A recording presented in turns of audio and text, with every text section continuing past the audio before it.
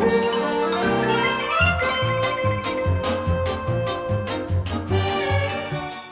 everybody, it's Wootini from GayGamer.net here with another weekly video podcast. It is the new year, and I have already broken my New Year's resolution! Yay! And no, it was not a New Year's resolution to not buy any more awesome t-shirts, because clearly when I saw this one, couldn't resist. It's too awesome.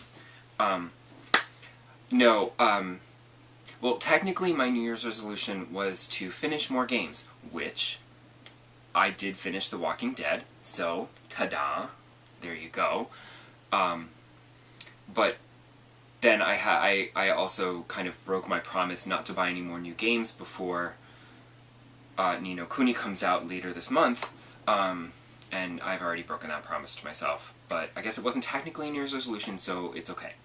But I'll get to that in a minute, because it doesn't really count exactly, and I'll explain why. But first I wanted to mention The Walking Dead, which is completely amazing, and now, I mean, I already understood why it was on all the Game of the Year lists and everything, and why it was winning all these awards and everything, because it is a really amazing game.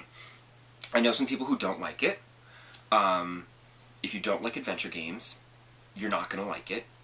I mean, there is some shooting bits here and there where you have to aim and shoot, and those are actually kind of, I found those really awkward, because it's an adventure game, so you're used to just, like, clicking on things, having dialogue options, and you do occasionally, you know, have a time limit on certain things, you know, some quick time button mashing things going on.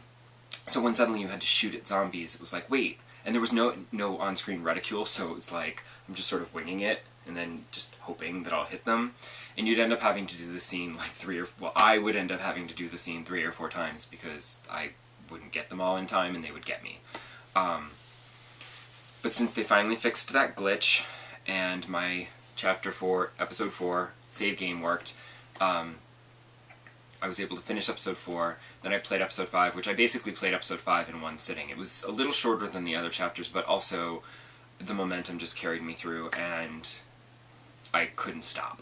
And I reached the end, and it was amazing.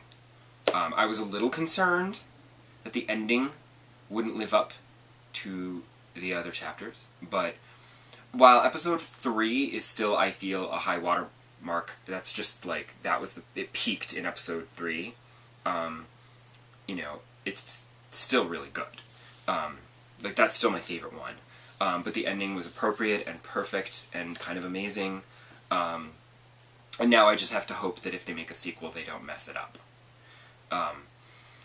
But I wrote a whole article with some final thoughts for the site, which you can find on GayGamer.net. But it is one of the best games, just for the story and the characters and the emotion that it pulls out of you. Bravo. And it's funny because once they fixed the game save, I didn't want to go back and play it. I mentioned this last time, that I kind of didn't want to play it because then it would be over. It was that it would, then the experience would be over, and that would be sad. But also because I knew if I didn't play it, no one else would die. And I knew that if I played it, other characters were doomed, and that they would die, and it would be horrible. So, it's interesting because with that game, the story just keeps propelling you through it. You know, it's not an open world where you can explore everywhere and meander around and lose time that way. It really, that's what I like about adventure games. It kind of propels you through the story, and then you don't get bogged down in side quests and just wandering around looking at the pretty scenery and stuff, like in a Skyrim, you know. Because I'm having a problem with Zombie U, where it's kind of annoyingly difficult. Like, I keep dying, so I don't understand why there's a leveling up system for your weapon skills and such, because I keep dying, so I never actually end up leveling up with anybody.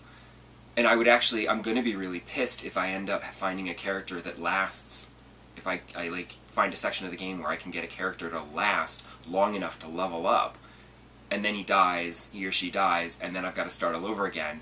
I'm going to be really, really cheesed off, because I'll have lost that progress, and that's really annoying. So I'm not really quite sure why that gameplay mechanic is included. But it's funny because Zombie U is also falling prey to the problem that I had with Fallout 3, which is that it's not a game world I enjoy exploring. You know? Like, Fallout 3 was great. I was like, oh, it's going to be great. It's going to be like Skyrim, but science fiction. It'll be open world, and I can do all this stuff, and it'll be fun. But the world of Fallout 3 was just so grim and dark that I didn't enjoy playing it. You know, I didn't like exploring it. And the same thing's happening with Zombie U, where I'm like, oh, it's so dark and grim. Whereas with The Walking Dead, it was dark and grim, but the story propelled you through it, because it's an adventure game. So you didn't have the problem of, well, let me just go over here for a little while and not go in there yet because I'm scared of that, you know? But that's just me. But that's happened to me with a few games. Like I said, Fallout 3, where it's like, I'm not really enjoying the game world. It's kind of dark and I don't like exploring it.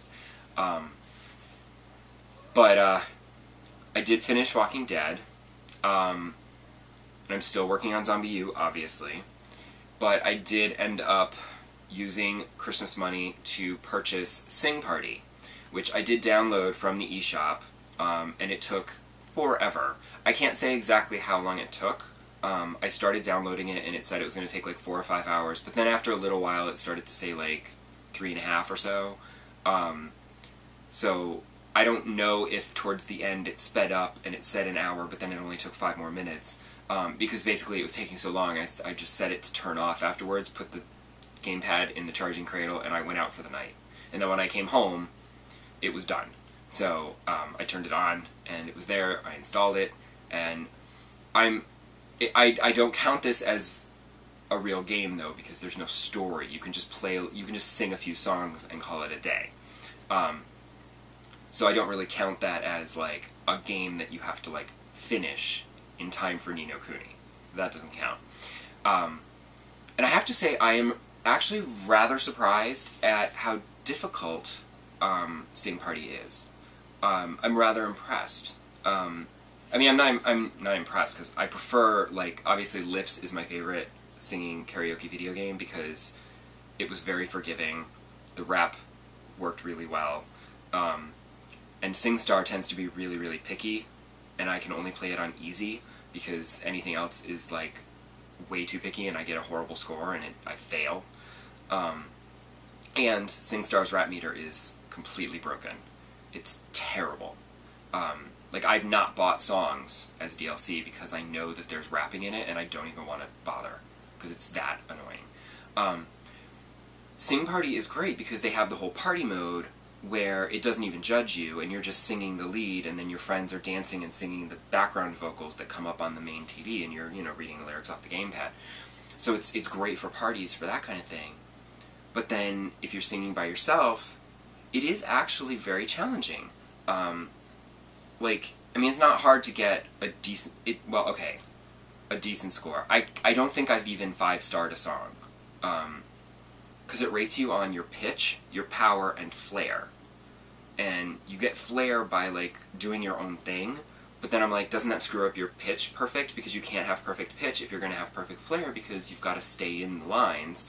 And the power, for whatever reason, because I can't really sing, my power is never very good, because I can't belt and have a good solid tone.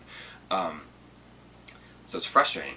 But it's fine, you can still sing the songs, but what I like is that there's an awards system that they have where you have to meet certain criteria in order to get little discs, and after you get a certain number of discs, you advance to the next round, you know, the next level. You level up, basically. And that's kind of fun. It doesn't really do anything, it doesn't unlock anything, it's just for your own edification. It's just to be proud that you're now level 5, I guess. You can also set it so that it automatically updates to Miiverse when you do that. And the problem is I would love it if it would just update when I get an award or achievement. That would be great. The problem is that it also sort of randomly posts, it doesn't seem to post all of the songs that you sing. It'll post your score. It's like, I got 47,654 points in Call Me Maybe. But, like, I don't need it posting the scores to every song that I sing, especially since I'm not doing that well right now. I'm usually 3-starring songs. Occasionally I'll 4-star a song. I don't even think I've ever 5-starred a single song. And the other thing is that they've been trying to get a lot of popular music, and there's a lot of like dance music in there, so it's like there's songs in there where it's like Party Rock Anthem. Like, who wants to sing that? It's great in Dance Central. That's a great song to dance to. Who wants to sing it? It's not about the singing. So, I don't know. Some of the song choices in the catalog are a little weird. And there's no DLC yet. Hopefully they'll have some good DLC. We'll see how that works out. But I appreciate that there is a bit of a challenge to getting the awards and stuff, in addition to just being regular fun karaoke. And then the other game, I'm sorry this is getting a little bit long, I'll try to keep this short. The other game that I bought this week, I used a GameStop gift card, and I decided to pick up Rhythm Thief for the 3DS, just because it was like super cheap, and you know, I love my rhythm games. So I got that, even though I haven't finished Paper Mario, I know, so it's terrible. And I'm still kind of hopelessly addicted to Mario Picross, the Game Boy game, but I wanted to try Rhythm Thief. I just thought it would be fun, and I'm sure it won't take me long to play through the story, so then I can go back to Paper Mario, but this is my problem. I don't finish games, and I should not have bought Rhythm Thief, so, you know, shame on me, but I couldn't resist. I can't resist. I have no willpower, and I have the attention span of a 3-year-old, so not a good combination. But Rhythm Thief so far is really very fun. It's got a great spirit and character, which I enjoy. But I literally just started it today, as I am taping this. So I'll have more to say about it next week. So tune in then, and I will see you same place, same time, same channel. Bye.